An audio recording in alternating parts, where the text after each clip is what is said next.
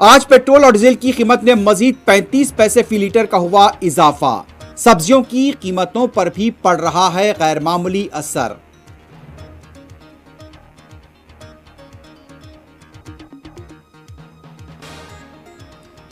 हरियाणा के गुरुग्राम में मुसलमानों को नमाज जुमा की अदायगी से रोकने की कोशिश, जाफरानी तंजीमों के कारकुनों के नारे।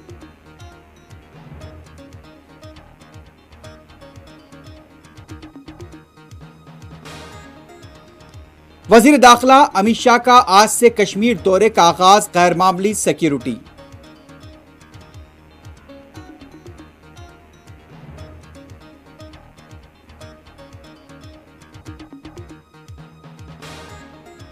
श्रीनगर में सुबह से बारिश, गुलमर्ग और पहलगाम में मौसम की पहली बर्फबारी, खूबसूरत मनाजिर।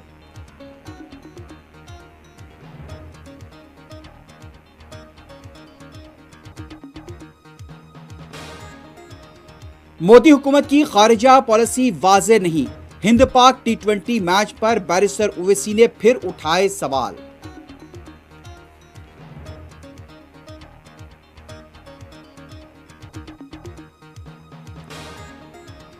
पाकिस्तान में कलअदम तंजीम तहरीक लब्बैक पाकिस्तान का हुआ फिर एहतजाज, 3 पुलिस मुलाजमीन हलाक।